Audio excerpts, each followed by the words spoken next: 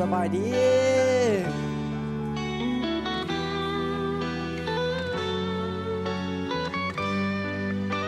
สบายดีทางคณะกรรมการทั้ง3ท่านและแขกที่มีเกียรติทุกท่านเนี่ยน้องเองซื้อเจมส์ปานีมื้อนี้มาประกวดงานเพลง3 คำมาแบบสายลูกทุ่งจังได้ก็ช่วยสมช่วยเสียงให้น้องคนนี้ได้เข้าหอต่อไปเนาะเมื่อได้ยินคำลาใจอายสั่นไหว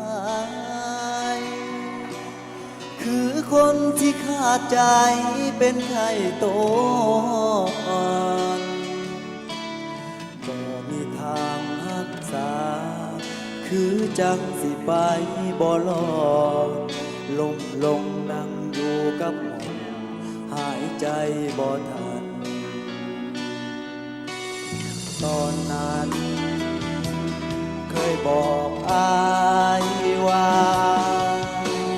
คำสัญญาน้องนานจะบอกมีวันเปลี่ยนแปลงลาคำแพงเจ็บแพงน้องเย็ดแบบนี้ปวดอีหลีคือเข็มแทงลงใจอายพบกันมา4 ปีบ่เคยจะมีปัญหาพอแต่เขาเข้ามาใจน้องแปร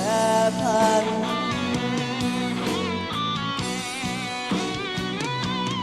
3 คำว่าเอาเลิกกันมือนี้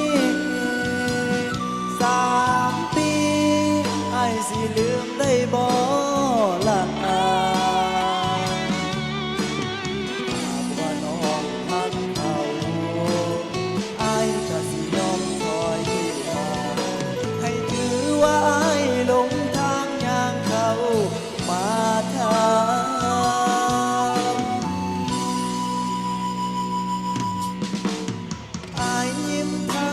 ตาเมื่อเจ้า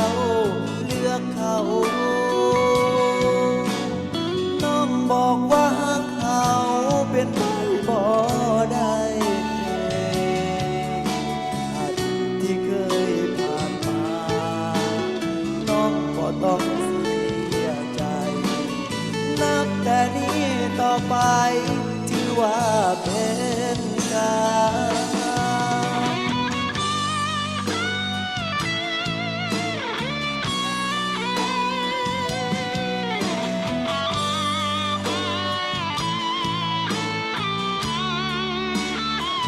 ขอเสียงหน่อยเด้อ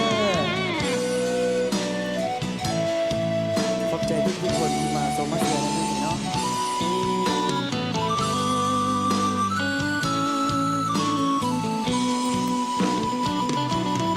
3 คำว่าเฮาเลิกกันมื้อนี้3 ปีไอ้สิลืมได้บ่ล่ะ